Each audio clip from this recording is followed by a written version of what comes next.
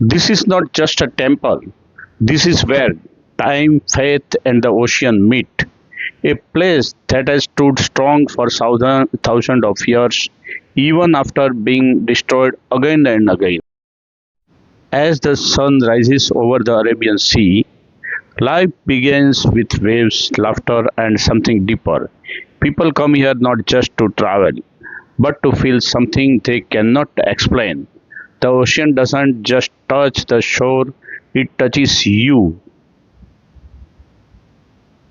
Here, every drop of water is sacred. Every prayer carries a story. Just a few kilometers away lies a place connected to Lord Krishna's final journey on earth. It is Bhalka Tirth.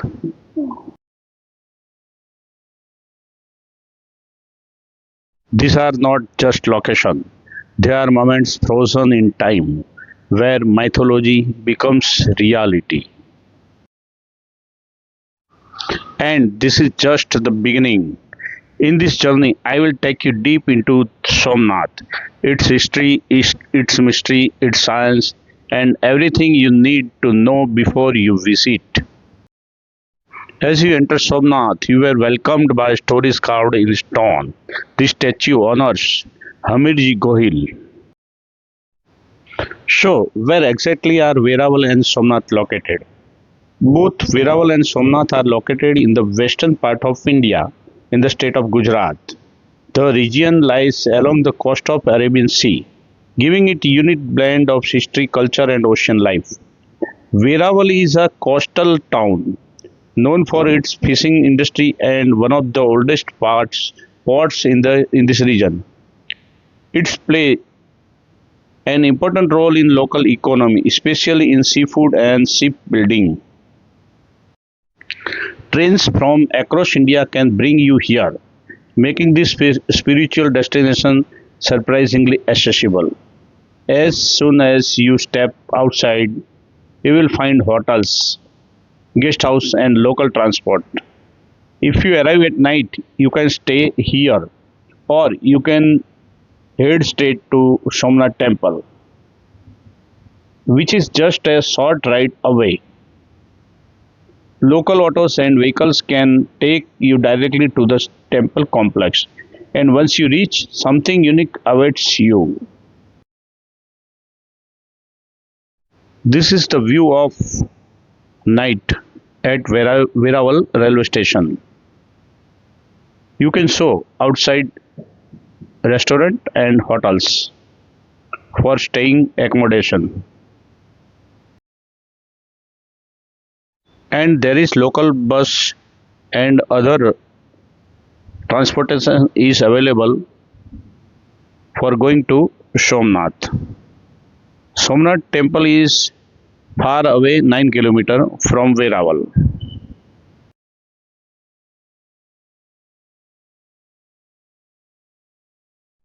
Free electric cars are available, making making it easy for everyone to explore the area.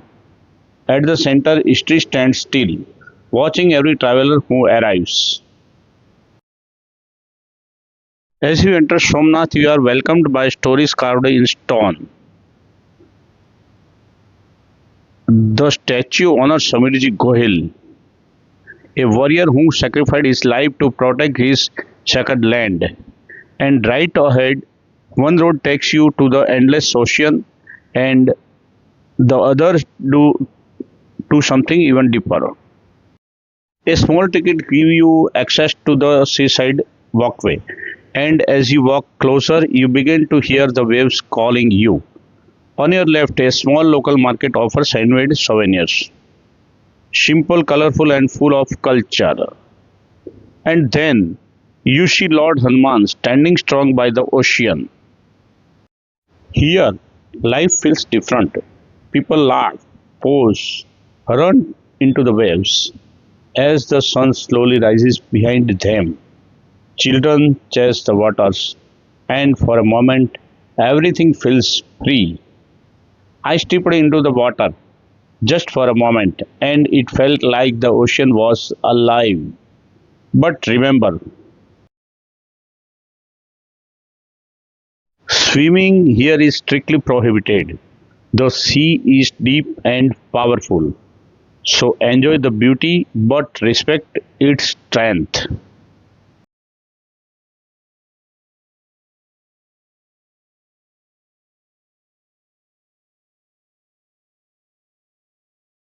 People are taking some selfie and poses for their remember.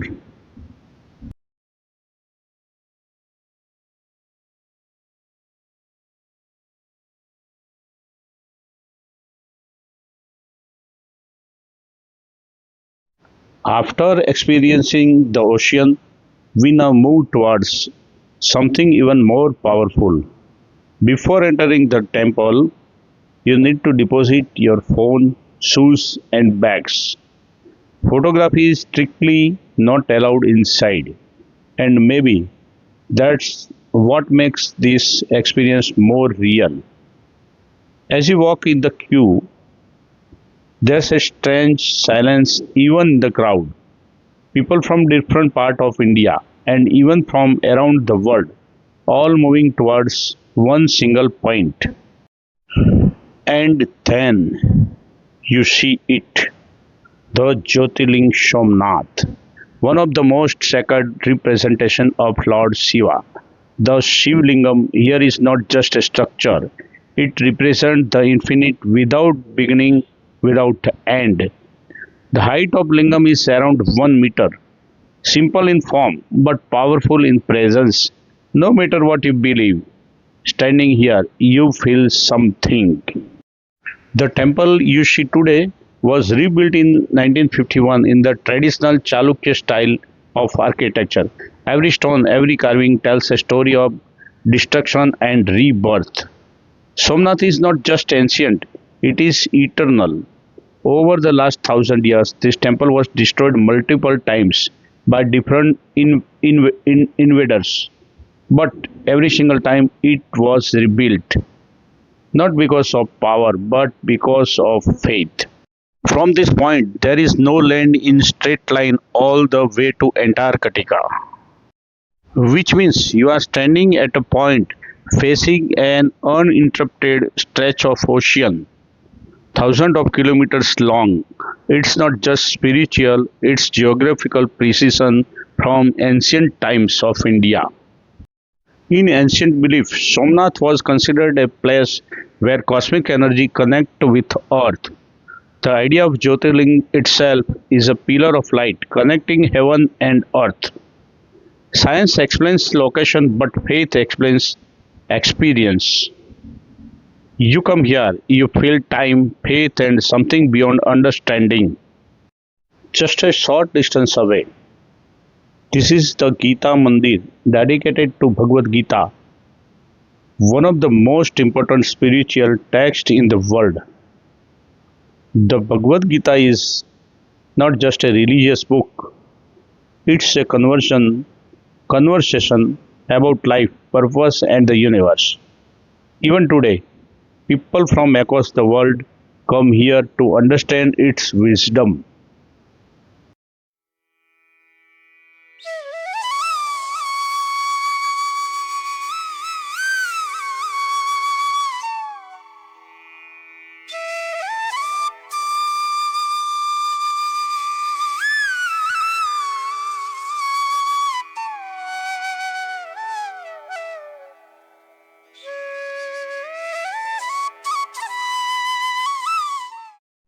Nearby is a place connected to Balaram.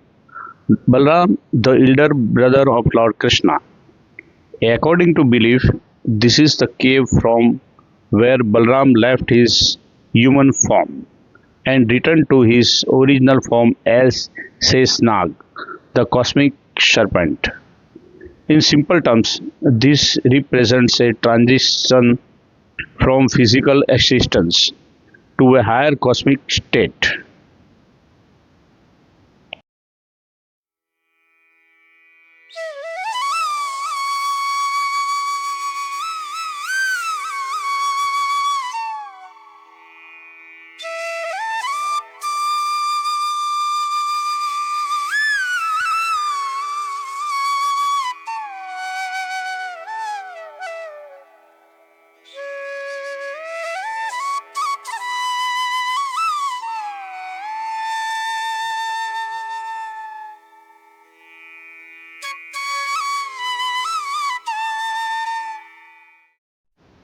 And then we arrive at one of the most peaceful and powerful places in the journey, Sarg Tirth.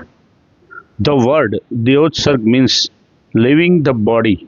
In spiritual understanding, it is not death, but a conscious departure of the soul from the physical form. This is beloved to the exact place where Lord Krishna ended his earthly journey and returned to his divine form.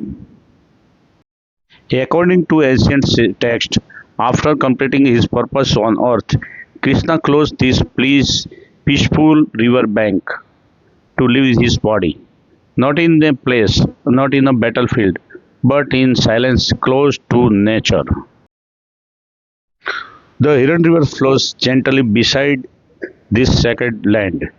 The sound of water, the calm air, and the stillness of this place. It doesn't feel like an ending, it feels like a transition. For many visitors, this place is not about mythology, it's about understanding a deeper idea that life is temporary but the journey of the soul continues. Standing here, you don't just learn about Krishna, you feel what it means to let go.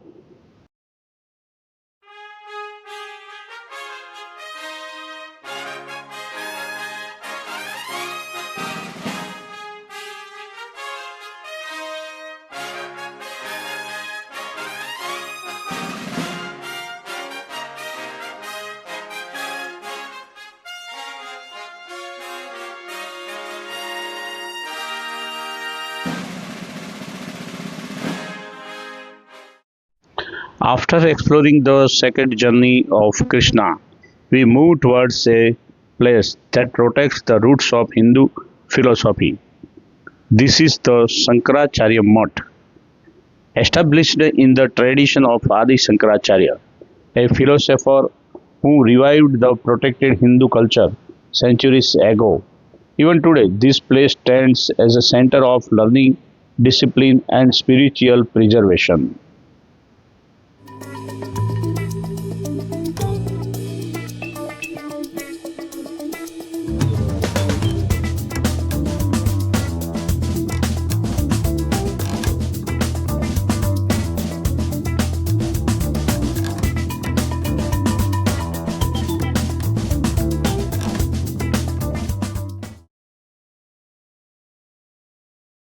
As we move, the journey becomes more raw, more real. This is where history, mythology, and local life come together. A narrow pathway with small shops on both sides, simple souvenirs, local items, and the everyday life of people around these sacred places. This is not a tourist setup. This is a authentic India. And then you reach something unexpected, the Hinglas cave, a narrow passage so small that only one person can pass at a time. It feels less like entering a place and more like entering an experience. In Indian spirituality, caves often represent a journey within, dark, silent, and deeply personal. And right above these caves stands the Sun Temple. In Hindu tradition, the sun is not just a star, it is Surya, the visible source of life, energy, and time. Every sunrise here is not just a moment, it's a reminder of how life begins again and again.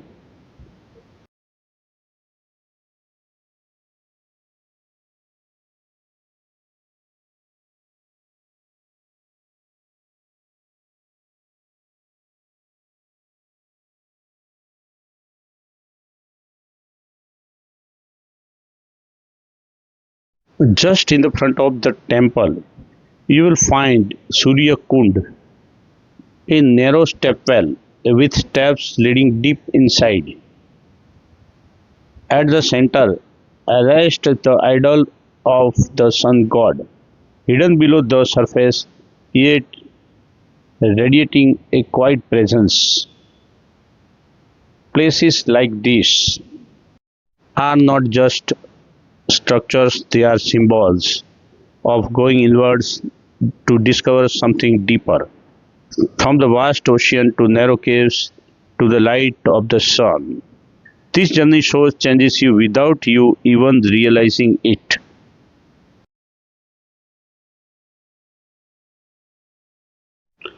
And finally, we arrive at the place where everything comes together. Welcome to Triveni Sangam. At first glance, it feels like the ocean itself. But this is not just one water body. This is the meeting point of three sacred rivers Hiran, Kapila, and the mystical Saraswati. Two of these rivers you can see, and one is believed to flow underground.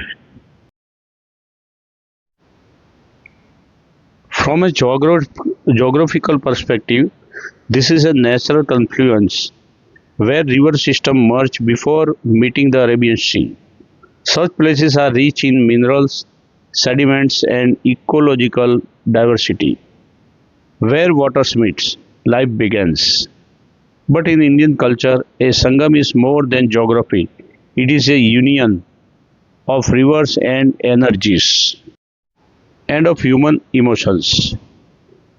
People come to here to take a holy dip, not just to clean the body, but to cleanse the past.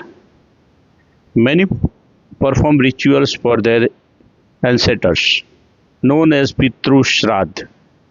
It is a way of remembering, honoring, and expressing gratitude to those who came before us.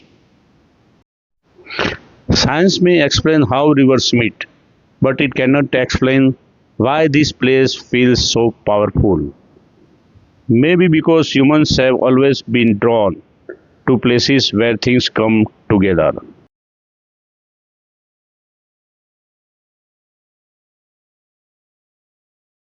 And now we arrive at one of the most mysterious places near Somnath, Ban Ganga Tirth.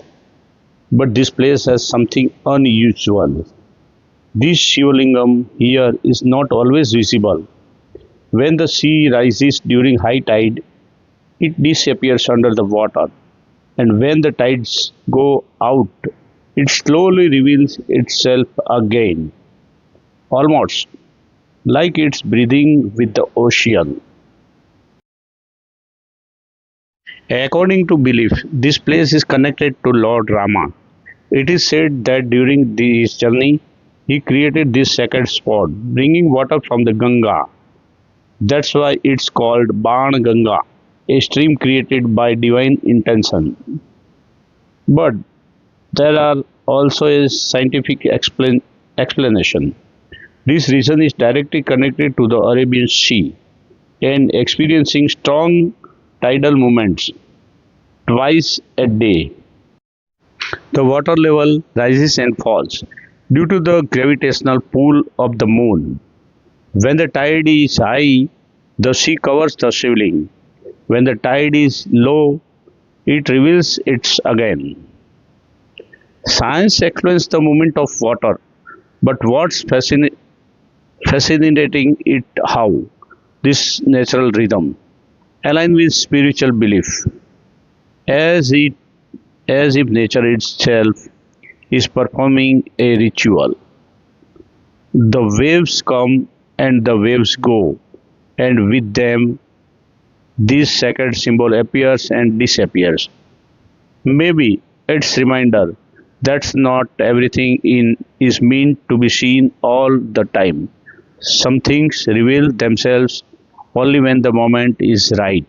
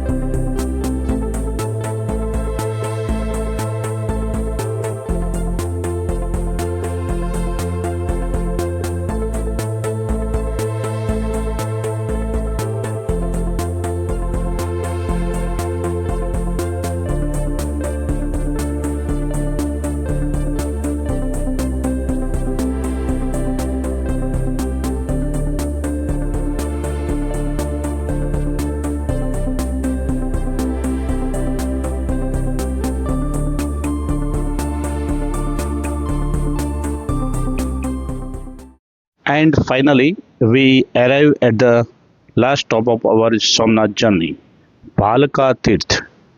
This is the place where one of the most important stories in Indian mythology comes to an end, the earthly journey of Lord Krishna.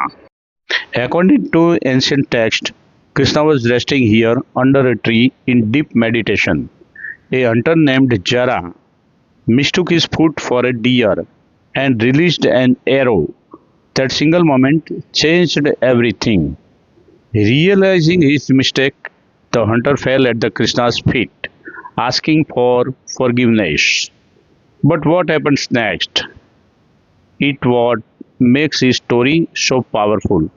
Krishna did not get angry. Instead, they forgive him because in that moment it was not as ancient, it was the completion of a divine journey.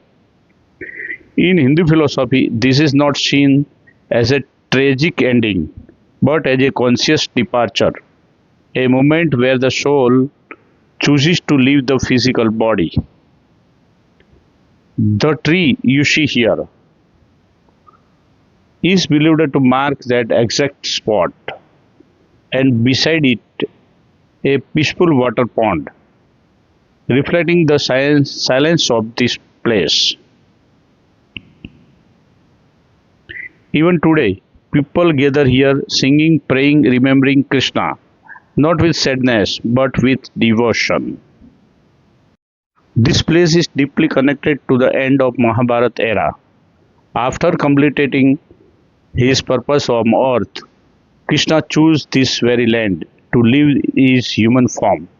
For many, this is not just a story, it's a reminder that even the greatest journey have an ending. But what truly matters is how that journey is lived. From the eternal strength of Somnath to the silent departure of Krishna, this journey is not just about places. It's about understanding life, faith, and something beyond both. India is not just a country you visit, it's something you experience. So, if you ever plan to travel the world, don't just look for destinations. Come to India and feel its soul. If this journey touched your heart and you felt something beyond just a video, make sure to like and subscribe so you don't miss more stories like this. And if you ever get a chance, don't just watch India. Come and experience it yourself. We will see you in the next journey. Jai Somnath, Jai Dwarikadesh.